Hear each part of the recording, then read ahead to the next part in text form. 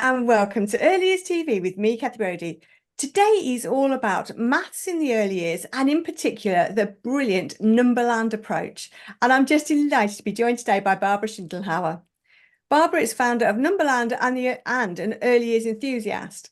After several years in sales and marketing in the international consumer goods industry, Barbara changed careers paths, starting her own business to contribute to the development of children without being over ambitious, but letting the good things happen, which you'll hear again, I'm sure, and enjoying those precious early years. In 2004, Barbara volunteered in her children's kindergarten and came across the Numberland Research Project by early childhood pedagogue Dr. Gerhard Friedrich. Since then, she's trained many hundreds of teachers in Germany and internationally in loads and loads of different settings. And in 2011, she became co-author of Dr. Friedrich's German best-selling Numberland book. Her latest children's picture book, which is co-authored with Australian teacher Mark Henson, My Garden is a Square, has already been published in 7 languages, and we will definitely be hearing about that later on. But for the moment, a very warm welcome to Early Years TV, Barbara Schindelhauer. Thank you so much, Kathy, for having me. You know, equal chances for all children are very important to me, as much as a happy childhood and to unload teachers. So I'm even more happy to be able to share Let's Visit Numberland as a really wonderful, easygoing approach to really let the good things happen for maths, but also far beyond, as you will hopefully see. Yes, absolutely. That's one of the things that I really love about Numberland, that it isn't just maths, it is a lot of other things together. But let's just start at the beginning. Can you just give us a brief background into how Numberland came about? Just a little bit of how this happened. Yeah, yes. You know, this brings out very happy memories. Actually, exactly 20 years ago, when my 2 children were 3 and 5 years of age, I paused my corporate career, as you said, because I wanted to be at home and, you know, really enjoy these precious early years that go away far too fast. And so I volunteered in kindergarten. And at that time, I read about a research project by a Dr. Gerd Friedrich, and it struck me for 2 reasons. First of all, I thought, wow, the results are really impressive, because he had children from 3 to rising 6 years of age, and all from very diverse backgrounds, and all of them proceeded or gained 1 entire year over only 10 weeks, and both in terms of their mathematical logical thinking and in terms of language. And we all know how much language is the key to education. The first language, we have so many children who have a second language, who come here to our countries with second language and stuff. So that was really impressive. And the second thing I thought was just brilliant I thought, this is so lovely, you know. It's not ambitious at all, but so cute. The idea to travel to a land where the numbers live and do all these things, and I could just see myself doing this. So especially because Tina and Tom were that age. So I got in touch with Gerd Friedrich, and he was actually very happy about it and very open. He had just been approached by a big German publisher, the one you mentioned, to write a handbook on Numberland, and a huge company like Haber Education. They had also approached him to develop some products with him. But nobody was really still yet working with Numberland at home. So I made the resources myself, you know, cut out the numbers from wood, decorated them, and then off we went to Numberland at home. And what can I say? The children were basically absorbed by Numberland, you know, for the next weeks, and me as well. It was just so beautiful, everything we did. And also what happened, just, you know, in terms of everything, like Tom suddenly turning into a vigorous drawer, both children making up their own little Numberland songs and dances, Tina yelling, oh, we're sitting in a triangle at the dinner table, and if Daddy was here, it would be a square, you know, things like that, and Tom helping the little one and everything.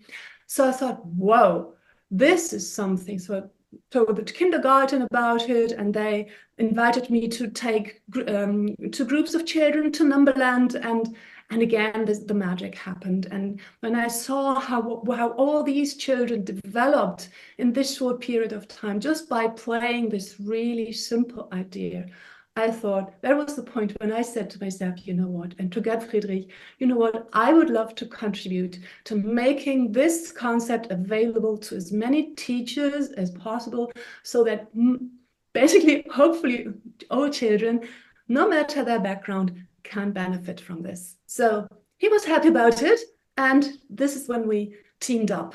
Yeah, he became my scientific advisor. Of course, I got very much into the details, and then turned my sales and marketing hat on again and thought, okay, how should I really explain it and make it really available and doable? So I continually developed low profile resources to make it available. And you see some of them behind me, and they are. Yeah. So just take us through what the core of the Numberland approach is, and that's the background to it, but what does it actually look like when you're using it?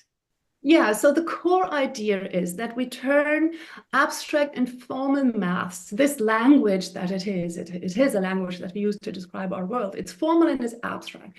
And we translate this completely into the highly emotional and concrete world of children.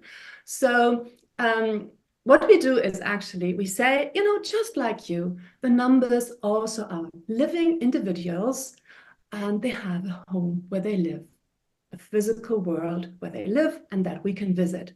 So I've set up this because I thought this is easiest to say. You see, so the numbers 0 actually to 10 have their home. Oh, here they live along number street, each number in their house. They have gardens, and as you see here, we already bring in the shapes, because shapes also relate to numbers.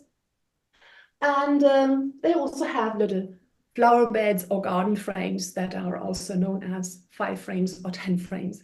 And then we invite the children to decorate these gardens, because everything, like for number 6, has to relate to the number, of course. So, so that we invite the children to use whatever they have to decorate the gardens with. So for example, here you see there are 6 shiny stars on top of number 6 house. I mean, ideally you have this on the table or on the floor, in your math area or whatever, but I like to have it on the blackboard, which could also always be an option for a school. And so here the children see, it doesn't matter what I use or what it's made out or how I put it, 6 is always 6. And I can, so here I can say, okay, I've found like 5 little trees.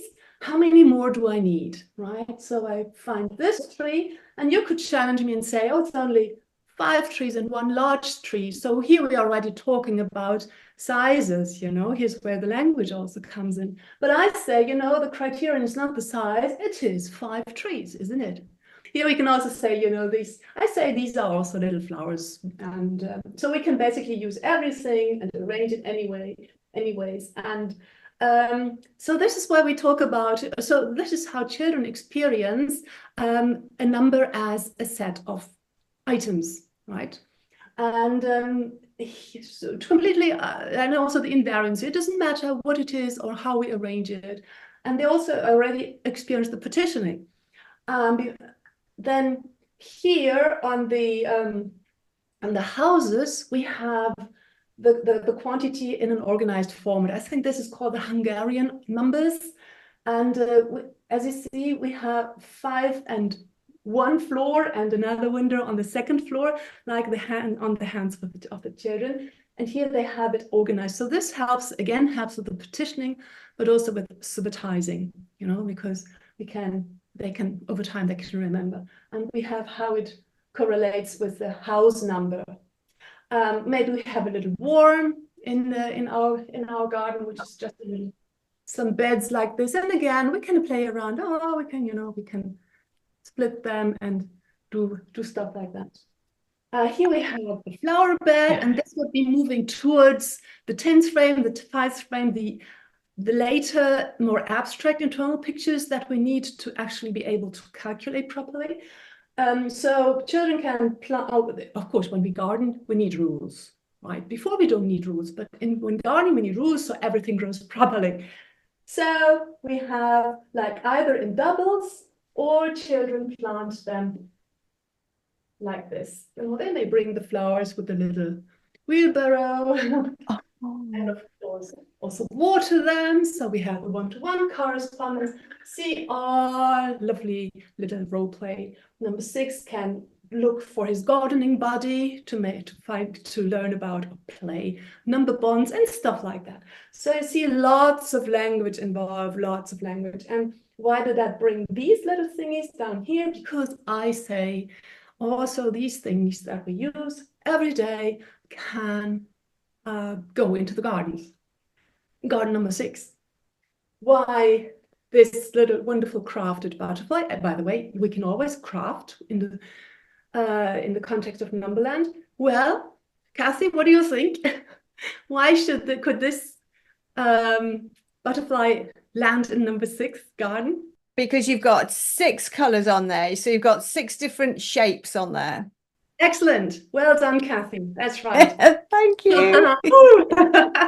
Yet a butterfly is an insect, right? So butterflies have 6 legs.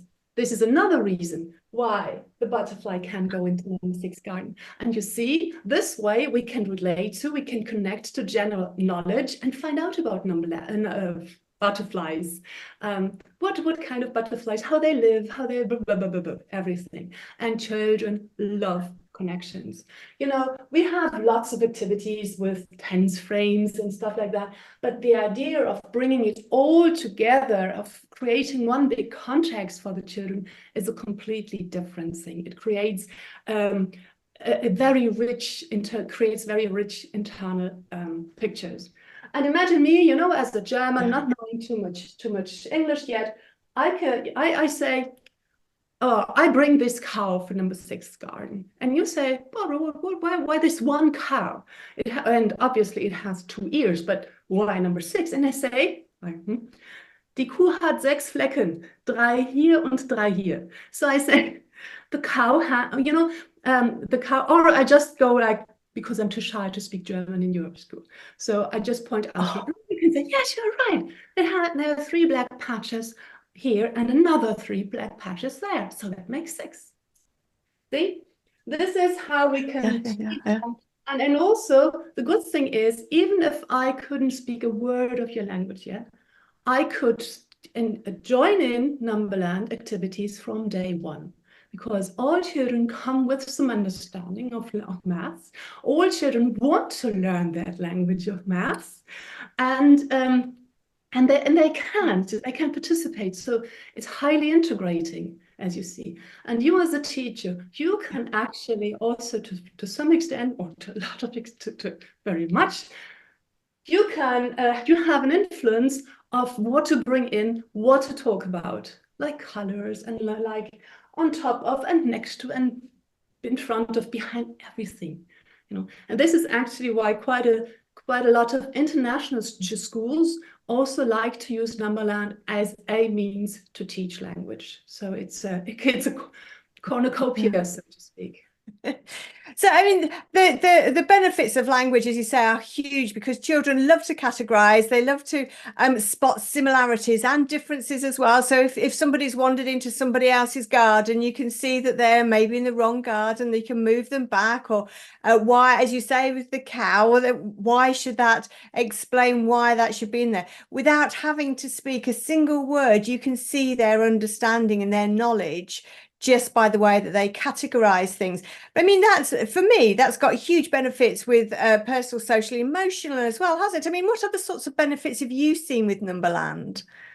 Yeah, you've named them already. This is, you know, children need free play. They need to be able to build on what they already know, what is important to them. So here they have the chance, and they love role play, don't they? And as you said, maybe something is wrong in the garden.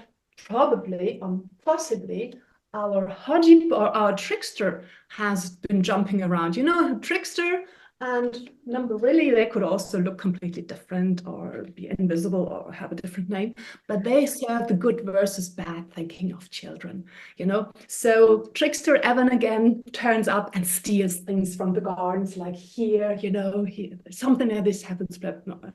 Or maybe a child has made a mistake because obviously there's one flower missing here. And children can spot the mistakes and correct them, maybe with help of Numberland, or just because they are as capable as they are already. But what we bring about here with this, and this is one of the main benefits I see in Numberland, is that children learn mistakes happen and they're not the end of the world. And at the end of the day, everything will be okay again. You know, this is so important for children, especially when it comes to maths. You often think, oh, there's only one way of doing it and everything has to be the way it is. So this social emotion and also helping each other, you know, we can, the children can do role play, you know, with the numbers.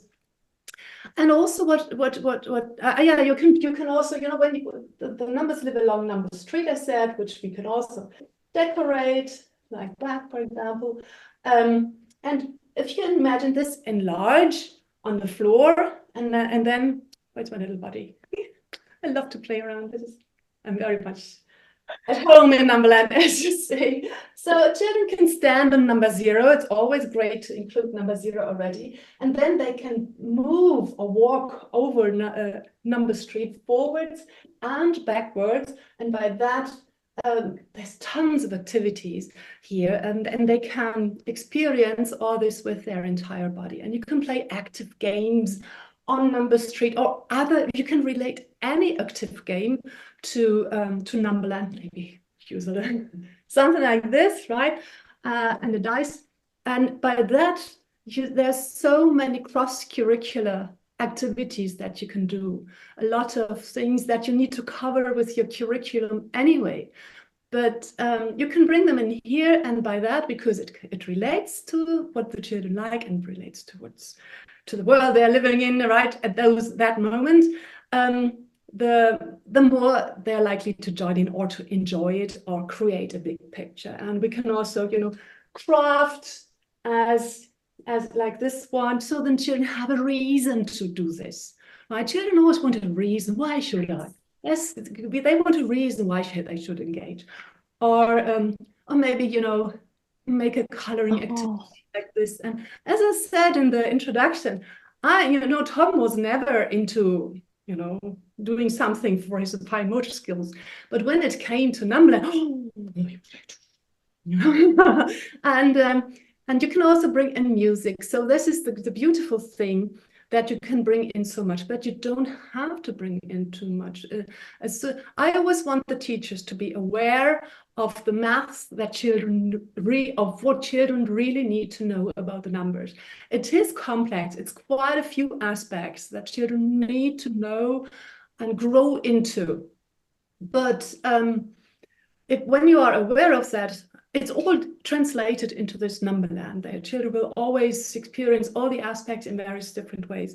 But I want the teachers to be aware of what it is, so that they can actually, you know, also talk about it. So I mean, as you say, you've got the full set there, including the little tiny things and the big things and everything there.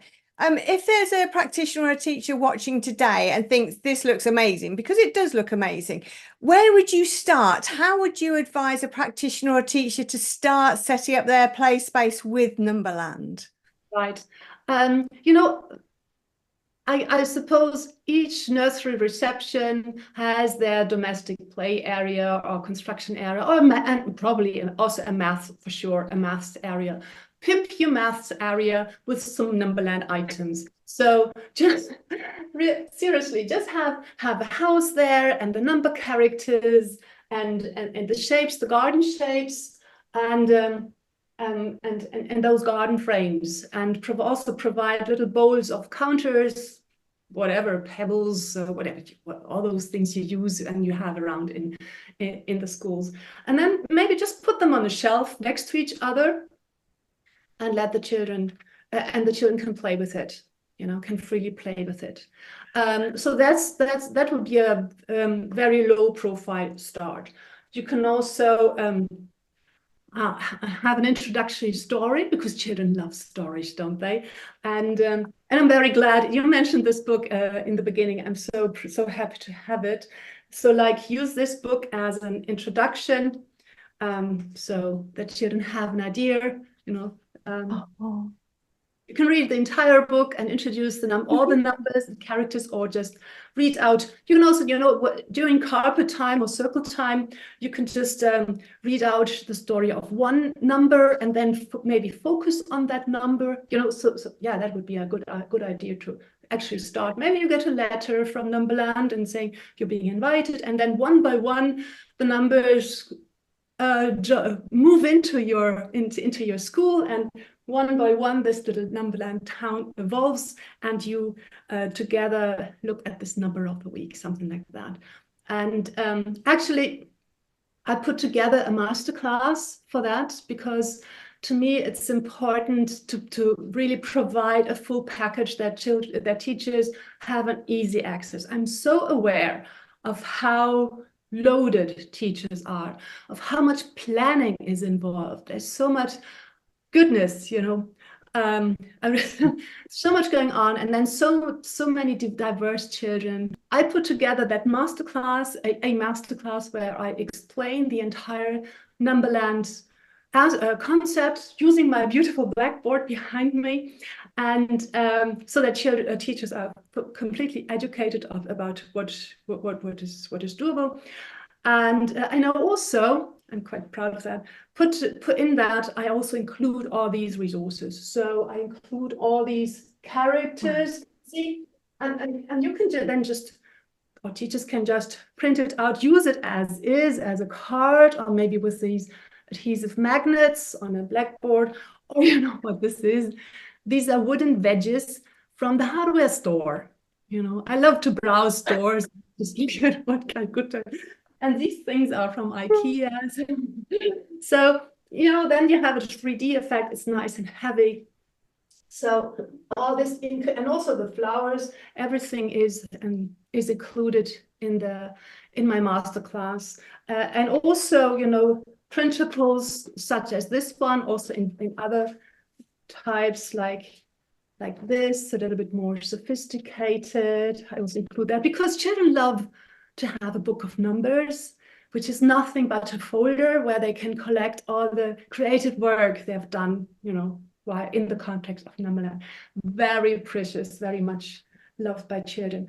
I also created these wall posters because I thought many number representations are a little bit boring, so I wanted it, a little bit different. So you see here, number 10 shows the hands with her own hands. And here we have a little fence instead of the tallies, I think the word is. Of course, we have a house, and we have 10 birds, and also the 10 frames in a different way. So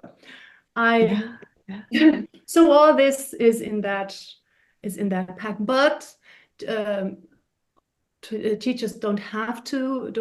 Well, of course, you could also make everything yourself, maybe even together with the children, which is also, has a huge value in itself, depending on the time and whatever.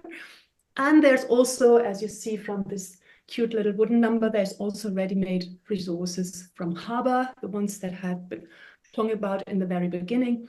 There are really small houses and large houses. There's various stuff available. Well, there are two reasons: they are expensive and they're not available everywhere. So, but I always like to give the full picture. And there's actually there's a supplier like in the UK and who does provide them. Yeah. I will make sure that links to the masterclass and to Harbour and where you can get both the physical resources and the masterclass online. As you say, the printables all come as part of that's not an additional cost, that's actually part of the masterclass. So I'll make sure that all those links are in the words that go along with the video, so you can click through now and just see what is available. And as you say, where you want to come in, whether you want to go full out and get all the resources straight away, or just dip your toe in. And of course, you've got the free things on your website as well, haven't you? You can download download number one and just give it a test and see how the children react. And I know that they will react really, really well. But I mean, let me just pick you up on something there, Barb. We've talked a lot about numbers, but Numberland isn't just numbers, is it? Early years maths is bigger than that. Of course. It's all about categorizing also. It's also about colors. Colors are first way of categorizing things. So it is about numbers as well. And, or, you know, first, second, and so on. It's also about the shapes, as we already slightly talked about. And it's also about patterns. And patterns and symmetry. For example, patterns. We can create a pattern, let's say, okay, star, two flowers, another star, another two flowers, right? I mean, there's this pattern of always one more anyway in the numbers, but back to our pattern here. So we can create a pattern like this, and I can just, you know, and then we think of, what could we do with this pattern? Maybe clap with the star and pat with the flower. So we can go. So we create a rhythm. Rhythm is great for children. There's so much, you know, going on in our brain when it comes to rhythm and to music. Music is fantastic for body, mind, and soul. So actually in our German handbook, we have mathematically composed songs for each number, but they don't work if you translate them. So we have to think of something. But there's so many songs relating to numbers, or make up your own song, whatever. So this is also something. Or you can have we can have a symmetry. Yeah, especially in the context of number two, mirroring, you know, maybe you have little mirrors, and then just let the children play around with this. So pretend this be a mirror. We can play like this, or what happens if I go like that, or, you know, a butterfly. Perfect, perfect example. You know, so we also have this. Yeah. I just love this fact so much. I mean, obviously, a triangle has 3 angles, but also 3 sides and 4 sides. But why does a circle relate to number to 1? A circle has 1 focus. And now imagine the children playing around with a thread, and then maybe one child staying in the middle and another child walking around and creating a circle like that. And it's the same for the ellipse, which we address to number 2, because an ellipse is constructed like that. I will not say any more on the ellipse, but it's very interesting because I don't want to spoil the masterclass. But of course, you could also have a semicircle here and say, yeah, it does have 2 sides. I mean, it's not mathematically super correct to say that, but, you know, at this age, I see so much going on when we teach shapes that people get hung up in details. But at that age, we teach parts of the concept, and that's perfectly fine at that age. You know, even in middle school, we didn't learn the proper model of atoms or nucleus, but something that we would be able to understand at that level. And later, you know, you would learn the entire. I think that's true. I think that's true of every part of education. When you work through education, when you first start in early years, you know, you learn a little bit about some of the theorists, and then the next year it's like, yes, but in actual fact, and then the year after it's, yes, that's almost right, but in actual fact, and each year you're expected to grow. And I think that's exactly the same with children, isn't it? But I love the idea of having a circle with a child stood in the middle and going around. That whole body effect is just amazing, isn't it? And that's the way that they learn. And of course, it links in very nicely with things with schematic play, with rotation, with movement, with, that's the whole of the curriculum right there, isn't it? Just in one activity. And as you mentioned, rotation and moving, like when you have in the context of 8, you have, you know, you have this lying 8, right? Or you can say, oh yeah, let's move like an 8. You know, again, like kinetics, very good for the brain. Or you can ride your little tricycle or scooter in 8s like that, right? And draw it like this. So actually, we have that also digested that in our booklet. So see, we have a little race. Oh, yeah. Ah, lovely. This is Yeah, yeah, supposed to be yeah, an yeah. eye opener and conversation starter as well. You can move in then at whatever level the children are, which I think is another really nice thing about Numberland. It's not, this year we're doing, doesn't matter what your children already know, we're all going to be doing the same, which has always bugged me a little bit about some of the primary maths, that in this year you're going to be doing that, whether the children are ready for it or whether they've far exceeded it. But that's one of the beauty of early maths. You can then meet every child at every level.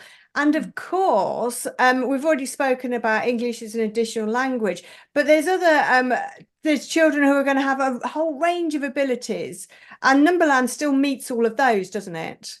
It absolutely does, yes. And all children are kind of building a bridge coming from 1, 2, 3 Benny, which is an inborn understanding of quantities, over to the formal language of maths.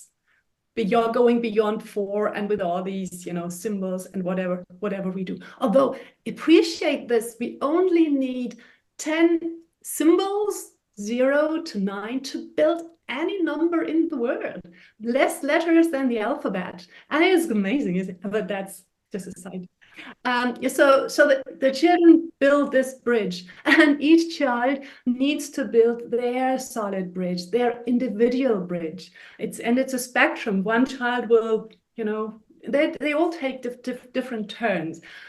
So it's beautiful if you have something that really starts on this side of the bridge and allows the children to build a solid bridge over there. And we all know that the first 5 years of a child's life, the brain is as active as never again. It's like a firework, and all kinds of things are being digested and connected and disconnected again and stuff. So I would never say Numberland should replace anything else, but I love to promote Numberland as one step on the journey to really pave the grounds, because here children can have the chance to really understand and grasp everything about numbers, and especially holding the quantities in their hands, physically experience what a number means, how you can partition it, and all this is so important. And everywhere, Kathy, I tell you, everywhere we rush through that too quickly. So also in our primary schools here, I also promote to use this at least for a wee while, so that children do have made all these experiences and do have had the chance to organize and to structure everything. Because if you look at it, there's so many things that children need to, a number can be this and that and blah. There's so many things that they have to really understand and also organize. And longitudinal studies show that it's the early years that count, right? So if you do this, then the children are really prepared to move on. And because this is so highly engaging and motivating, they will have their success when it comes to more formal teaching. They will say, yes, I know this. This looks familiar. I can do that. And that's so important for their motivation, isn't it? Especially if you think that absolutely. Reading, writing, maths are the subjects. Very valuable to bring in the parents. It's very easy as well. Just whatever, I always encourage our kindergartens to just inform the parents of what we are doing. Like that we play, the numbers have a home, and the children can decorate these homes, because children at home will refer to. They will look at maybe, I just grabbed this from the kitchen before we talked. They will say, they will notice the 4 pins here, right? And then if the parents know, they can say, yes, and you also have this 4, and this only has 3. Right? So you as a parent can take up this conversation, or our welly boots or pair of wellies, standing in front of the door. Or when we at the dinner table, when we have an apple maybe for dessert, you as a parent can say, look, it is a 5 star. Yay! Yeah. So just so that way parents can have conversations with their children, or not just conversations, just can explore together. It's fun to do this, to do things together without thinking, yeah, we have to work on some maths or something. No, you don't have to. Everything falls into its place if we enjoy it and have a good means to do it. Yeah. So I would suggest, whatever all schools have their means of reaching out to parents. I mean, fantastic it is when they could invite the parents over and have a go themselves, or have a letter for them, or have it on a board, just the principals, or let them know on a board, inform them on a board, or email, whatever you use, where you are right now when you're doing Numberland as a little project over several weeks, whatever. Yeah, but I do encourage this, because for children it is so gorgeous. They want to talk about it, they want to relate to it, and you cannot do anything or everything in the school anyway, and it's not meant to be that you do everything in the school. No. I do think that's one of the beauties of Numberland as well, is that you can spot things if you're out for a walk. I love the idea of cutting the apple, because you've both got the circle. I'm thinking if you're sat at the table and you've got two different age children, siblings, the younger one might just spot the circle, whereas the older one might say, well, you've got 5 points there, you've got a star, it's a number 5. So I think that works on a number of levels. But I love the way of bringing it home, because children will talk about it, and because they're emotionally engaged, and as you say, fully motivated to talk about it, that should be encouraged at home as well. So I just think that'd be a great thing to do. Definitely have a word with the parents, or have an evening session, or just on the board, or just in your newsletter that goes home, or if you're doing electronics, just video the children doing it. That would be absolutely amazing. Yeah. So I mean, I guess, right, so Barbara, the last question I guess then is, obviously the masterclass is on Early Years TV. You'll find that under the masterclass tabs right now. Go and have a look at that. That is fully available, including all those downloads and those printables that you can get off of there. But where can we find out more about the books and the things that you offer on your site as well, Barbara? Right. Of course, I also have my own website, numberland.net, which is very easy. So there, again, I share information on the concept itself, on the resources available, and also about the available books. Like, of course, My Garden is a Square, and that you can download a free as you already mentioned, you can download a free sample there, everything around number 1, like the story and the resources for number 1, and just try it, give it a go to get a feeling of whether or not this might be something for you. And actually, I'm so happy also about having found Mark Hansen as my Australian co-author for this book, because well, actually, he's also, I want to mention this, he's also very much into math. This is the first book he had written, Math for All, to demystify the biggest myths on why families think they are not capable of doing math, which is completely wrong. So this was his first book with that publisher. And, our publisher, KLAC, they are a non-profit association. And their mission is acknowledge multilingual societies that we all live in, isn't it? Every society has many languages.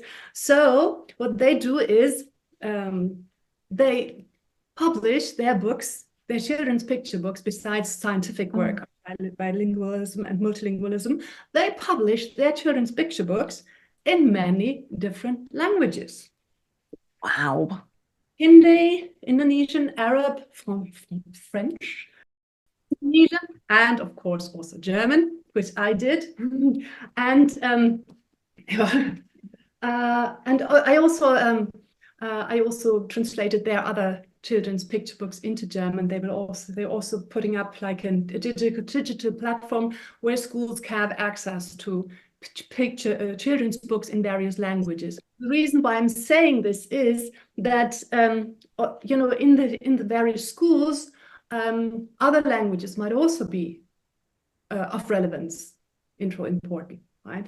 And so this is why I think it's beautiful to have that. So you also find a printed matter like that, and there will also soon be provide these resources as a printed a print on demand thing. So for those who might not be able to print, this would also be an option. So yeah, on my website there's all this stuff. I'm also on social media, not as active as I wish I could be, but doing everything myself in English, and the same thing in German kind of is an experience. But I'm growing all the time and take it in little steps. And I'm also be relaxed about it as much as I would like people to be more relaxed about maths. And you can be as soon as you say, look, it all boils down to not undoable things that children need to understand. But if you look through the eyes of children 100%, then you will succeed and enjoy it. Yeah, oh, most definitely. And I think that's actually a really good point to end on as well, Barbara. This isn't just enjoyment for the children. This is also enjoyment for the teachers, for the practitioners, because I know that lots of adults are quite anxious about maths. But if you just think it's about playing with different number of flowers in a garden, I think everybody can relate to that. And I just think that's such a lovely way into the introduction into maths, both as an adult and as a child. So I just think it's absolutely fabulous. I will make sure that all those links are there, as well as to the wooden resources that you can buy, as well as obviously to your website, and where people can contact you, and also see if you're doing conferences or anything live as well, because I know that you love talking in front of an audience as well, don't you? Yeah, that's absolutely right. Yeah. I love to go to conferences. Yeah.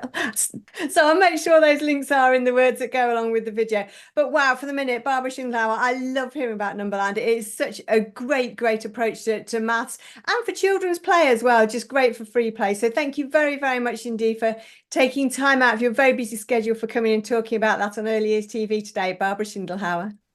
Thank you again so much for having me, Kathy. I do hope I could show the chances of Numberland and make a contribution to keeping the joy in the early years. Thank you so much for having me. Thank you, Kathy. You're very, very welcome. And I look forward to welcoming everybody to Early Years TV next week.